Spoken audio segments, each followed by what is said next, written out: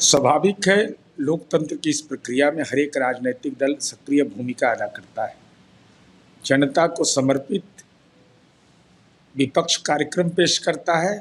जनता के लिए किए गए काम सत्ताधारी दल जनता के बीच बताता है। ऐसी स्थिति में चुनाव प्रचार का अंतिम दौर पूरा हो गया। हमारी उम्मीद है कि जनता विकास का जनादेश देगी, न कि राजनीतिक तोतलाबाजी का। राजनाथ सिंह ने वादा किया है कि अगर बीजेपी बंगाल में जीतती है तो महिलाओं की सुरक्षा के लिए दुर्गा स्क्वाड बनाएंगे। निर्भया मामले के बाद बेटियों की सुरक्षा माननीय सर्वोच्च न्यायालय का भी चिंता का विषय है। तो माननीय मंत्री राजनाथ सिंह जी ने अगर यह कहा है, चूँकि बंगाल में बेटियों के साथ अगर कुछ दुर्व्यवहार हुआ है तो वह भी राजनीति का मुद्दा बनता है। कानून के तहत अपराधी को जेल की सलाखों में तक पहुंचाए, यह मुद्दा नहीं बनता है। इसलिए हमारी उम्मीद यह है कि जनता अगर जनादेश देगी तो बेटियों की सुरक्षा का मानक जरूर तय होगा। पलानीस्वामी ने कहा है कि अगर AIADMK सत्ता में आती है तो जाति जनगणना कराई जाएगी। देखिए, अब पलानीस्वामी जी जो बोल रहे हैं उनका नजरिया हो सकता है। गवाह यह कायम है कि तेलंगाना में कांग्रेस पार्टी की सरकार जाति सर्वे करवाई। जाति गणना तो आप करा ही नहीं सकते, लेकिन रिपोर्ट प्रकाशित नहीं किया। वो लाल है कि पीला है, काला है, किसी ने नहीं देखा। कर्नाटका के अंदर में कांग्रेस पार्टी ने जाति सर्वे करवाया, लेकिन उसका भी नतीजा निकल करके नहीं आया, कोई कार्रवाई नहीं।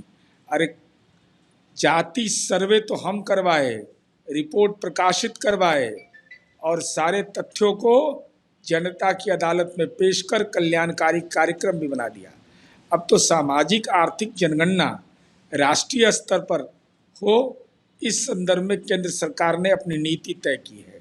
तो अब तो बहुत विलंब हो गया।